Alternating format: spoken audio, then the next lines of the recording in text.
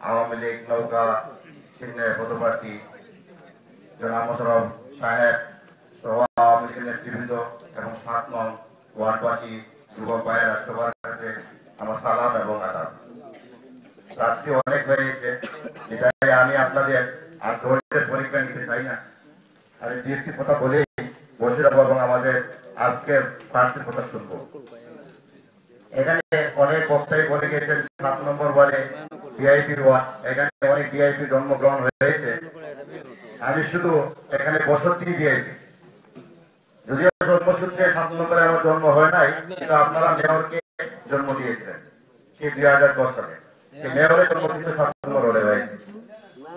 তাই আমি মনে করি যে মেয়র যে আজকে যে ব্যক্তি দাঁড়িয়ে আছে আপনার সামনে, সেই ব্যক্তি জন্মসূত্রে জন্মসূত্রে এই ওয়ার্ডের বাসিন্দা।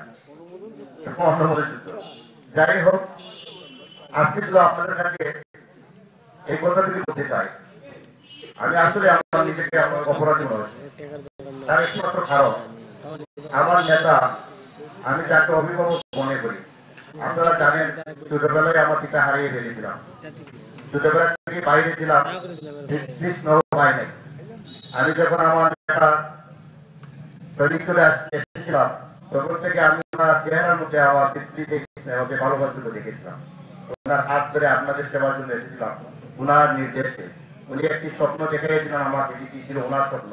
সেটা ছিল এই পৌরসভাটাকে একটি মডেল পৌরসভা করা। আমি ওনাকে আশ্বস্ত করেছিলাম যে ওনার সাথে থেকে ওনার সেই পৌরসভাকে স্বপ্নের পৌরসভা করবো। আমরা ২০১০ সালে নির্বাচনে ২০১১ সালে দায়িত্ব নিয়ে সেই থেকে আমি এবং আমার নেতা আমরা একটা মহাপরিকল্পনা হাতে নেই পৌরসভাকে সাজানো জন্য।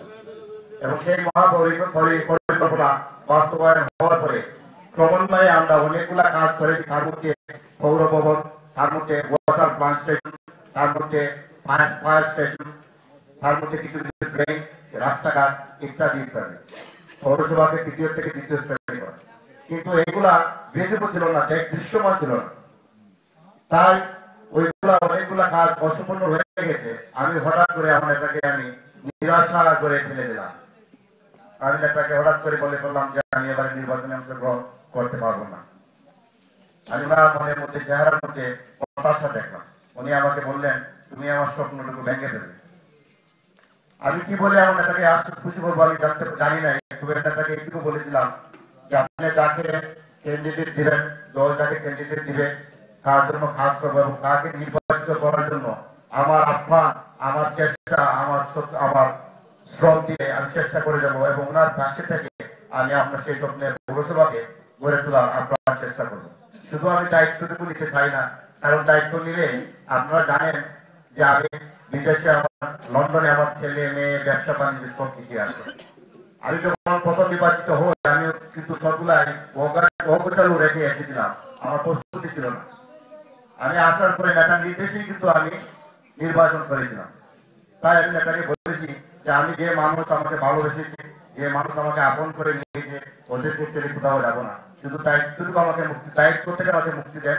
আমি মাঝে মধ্যে বিদেশে গিয়ে ১ মাস ২ মাস থেকে আবার চলে আসবো এবং ওনাদের জন্য কাজ করে যাবো এবং আমাদের যে মেয়র নির্বাচিত হবে না আওয়ামী লীগ মনোনীত, ওনার বেশ পাশে থাকে। আমার যেটুকু মেধা, আমার যেটুকু জানা, সেই জানাটুকু ওনার সাথে শেয়ার করে সহযোগিতা করে আমার নেতার সেই সুন্দর সেই স্বপ্নের পৌরসভাকে আমরা গড়ে তুলব। বন্ধুরা আমার, আপনারা জানেন আমার নেতা ওয়ার্ড হচ্ছে এই ৭ নম্বর ওয়ার্ড। আমাদের নেত্রী শেখ হাসিনা প্রথমে দেখবেন যে আমার নেতা সেই পৌরসভা উনি নেত্রীকে উপহার দিতে পারেন কিনা। এরপরে দেখবেন যদি আমরা এটা দ্বিতীয়বার এরপরে দেখবেন যে উনার ৭ নম্বর ওয়ার্ডে ওনার জনপ্রিয়তা কেমন আছে। তাই আপনাকে অনুরোধ করবো, আমার নেতা ঠিকানা হচ্ছে জন্মস্থান হচ্ছে ৭ নম্বর। আমরা এই ৭ নম্বর ওয়ার্ডে অন্য ৯টি ওয়ার্ডে বিপুল করে জয়যুক্ত করে আমাদের নেতাকে উপহার দিব এবং আমাদের নেতৃত্বকে আশ্বস্ত করবো, এই প্রমাণিত করবো যে আমাদের এই ৭ নম্বর ওয়ার্ডের প্রত্যেকটি মানুষ সে নৌকা প্রতীককে ভালোবাসে, আমাদের নেতাকে ভালোবাসে। আপনারা সকল ভালো থাকুন এবং ৩০ তারিখে আপনারা নৌকা মার্কায় ভোট দিয়ে নৌকাকে জয়যুক্ত করে আমাদের নেতার মুখকে উজ্জ্বল করবেন। আর আমার জন্য দোয়া করবেন, আমি যেন আপনাদের ফাঁসি থেকে আপনাদের কাজ করতে পারি এবং আপনাদের মনের মধ্যে যে জায়গাটুকু আপনারা দিয়েছেন সেই জায়গাটুকুকে রক্ষা করতে পারি। সবাই ভালো থাকুন, সুস্থ থাকুন। জয় বাংলা, জয় বঙ্গবন্ধু, জয় ধন্যবাদ।